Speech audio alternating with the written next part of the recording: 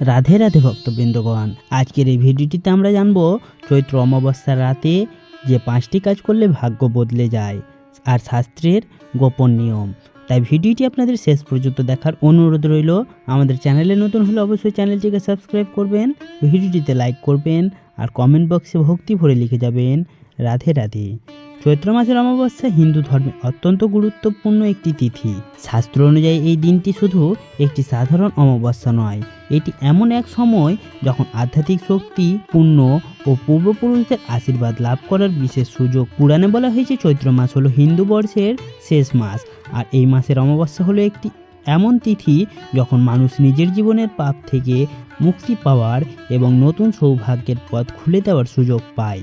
এই তিথিতে অনেকে উপবাস করেন, পূজা করেন, আবার অনেকেই দান ধ্যান করেন, কিন্তু শাস্ত্রে এমন কিছু গোপন নিয়মের কথা বলা হয়েছে যা খুব কম মানুষই জানেন।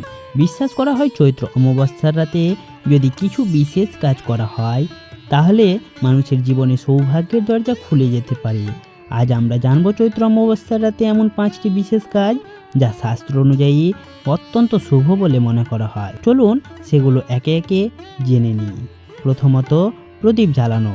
চৈত্র অমাবস্যার রাতে প্রথম যে কাজটি অত্যন্ত শুভ বলে মনে করা হয় তা হলো প্রদীপ জ্বালানো। অমাবস্যার রাতে আকাশে চাঁদ থাকে না, চারপাশে অন্ধকার নেমে আসে। শাস্ত্রে বলা হয়েছে এই অন্ধকার শুধু প্রকৃতির অন্ধকার নয়, এটি মানুষের জীবনের অজ্ঞানতা এবং দুর্ভাগ্যের প্রতীক। তাই এই দিনে ঘরের সামনে তুলসী গাছের কাছে অথবা দেবতার সামনে একটি প্রদীপ জ্বালানো খুব শুভ বলে মনে করা হয়। বিশ্বাস করা হয় মানুষ যখন অমাবস্যার অন্ধকারে প্রদীপ জ্বালায় তখন সেই আলো শুধু ঘরকেই আলোকিত করে না, মানুষের ভাগ্যের পথও আলোকিত করে। অনেক পুরাণে বলা হয়েছে যে ব্যক্তি অমাবস্যার রাতে ভক্তি ভরে প্রদীপ জ্বালায় তার জীবনের অশুভ শক্তি ধীরে ধীরে দূরে সরে যেতে থাকে। তাই চৈত্র মাসের অমাবস্যার রাতে সন্ধ্যার সময় একটি ঘিয়ের বা তেলের প্রদীপ জ্বালানো অত্যন্ত শুভ বলে মনে করা হয়। পিতৃদের উদ্দেশ্যে প্রার্থনা করা। চৈত্র অমাবস্যায় পিতৃদের স্মরণ করার জন্য একটি বিশেষ তিথি বলে মনে করা হয়। হিন্দু ধর্মে বিশ্বাস করা হয় যে আমাদের পূর্বপুরুষরা আমাদের জীবনের ওপর আশীর্বাদ বর্ষণ করেন। তাদের আশীর্বাদ থাকলে জীবনের অনেক বাধা সহজ হয়ে যায়। শাস্ত্রে বলা হয়েছে অমাবস্যার দিনে পিতৃদের উদ্দেশ্যে প্রার্থনা করলে তারা সন্তুষ্ট হন। এই দিনে অনেক মানুষ পিতৃ অর্পণ করেন, আবার অনেকেই শুধু ভক্তি ভরে প্রার্থনা করেন। যদি কেউ নদী বা পুকুরের কাছে গিয়ে জল অর্পণ করতে পারেন তাহলে তা অত্যন্ত শুভ বলে মনে করা হয়। বিশ্বাস করা হয় চৈত্র অমাবস্যার দিনে পিতৃদের স্মরণ করলে তাদের আশীর্বাদ লাভ হয় এবং পরিবারের সুখ শান্তি বৃদ্ধি পায়। দান করা। হিন্দু শাস্ত্রে দানের গুরুত্ব অপরিসীম। বিশেষ করে অমাবস্যার দিনে দান করা খুবই পুণ্যকর বলে মনে করা হয়। চৈত্র অমাবস্যার দিনে দরিদ্র মানুষকে খাদ্য, বস্ত্র অথবা সামান্য অর্থ দান করলে তা অত্যন্ত শুভ ফল দেয় বলে বিশ্বাস করা হয়।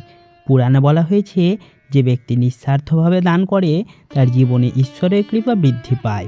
দান করার সময় মনে রাখতে হবে দান যেন অহংকার থেকে না হয়, দান করতে হবে ভক্তি ও সহানুভূতি নিয়ে।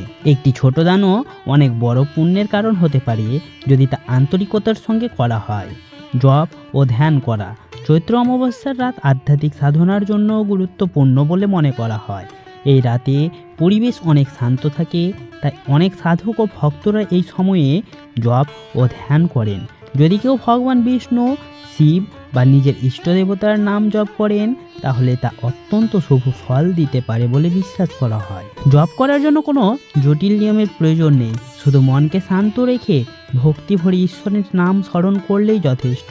শাস্ত্রে বলা হয়েছে যে ব্যক্তি নিয়মিত জপ ও ধ্যান করে তার মন ধীরে ধীরে শান্ত হয়ে যায় এবং জীবনের অনেক সমস্যার সমাধান সহজেই হয়ে ওঠে। মন থেকে ক্ষমা চাওয়া ও ক্ষমা করা। চৈত্র অমাবস্যা রাতে আরেকটি গুরুত্বপূর্ণ কাজ হলো মনকে পরিষ্কার করা। অনেক সময় আমরা জীবনে এমন কিছু ভুল করি যার জন্য অপরাধ বোধ আমাদের মনে থেকে যায়, আবার অনেক সময় অন্য কারো প্রতি রাগ বা ক্ষোভও জমে থাকে। শাস্ত্রে বলা হয়েছে অমাবস্যার রাত হলো নিজের মনকে পরিষ্কার করার সময়। এই রাতে ঈশ্বরের কাছে নিজের ভুলের জন্য ক্ষমা চাওয়া এবং অন্যদের ক্ষমা করে দেওয়া অত্যন্ত শুভ বলে মনে করা হয়। যখন মানুষ নিজের মন থেকে রাগ, হিংসা ও কষ্ট দূর করে দেয় তখন তার জীবনের নতুন শান্তি আসে। এই কারণেই অনেক সাধক বলেন অমাবস্যাটাতে শুধু বাহ্যিক পুজোর সময় নয়, এটি অন্তরের শুদ্ধতার সময়। চৈত্র অমাবস্যা আমাদের জীবনে শুধু একটি ধর্মীয় তিথি নয়, এটি আত্মশুদ্ধি এবং নতুন শুরু করার সুযোগ। এই দিনে প্রদীপ জ্বালানো, পিতৃদের স্মরণ করা, দান করা, জপ ধ্যান করা এবং নিজের মনকে পরিষ্কার করা, এই সব কাজ মানুষকে আধ্যাত্মিকভাবে শক্তিশালী করে।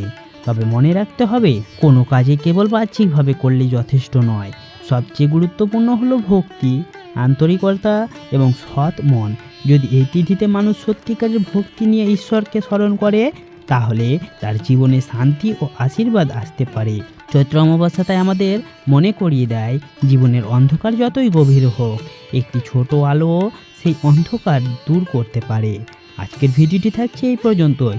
ভিডিওটি যদি আপনাদের ভালো লেগে থাকে বা এই ভিডিওটি থেকে যদি আপনারা কিছু শিখতে পারেন, তাহলে অবশ্যই ভিডিওটিতে লাইক করবেন, ভিডিওটিকে পরিচিতদের সাথে শেয়ার করে দেবেন আর কমেন্ট বক্সে ভক্তি ভরে লিখে দেবেন রাধে রাধে। চলুন এবার আমরা জানবো এই অমাবস্যা কখন শুরু হচ্ছে এবং কখন শেষ হচ্ছে।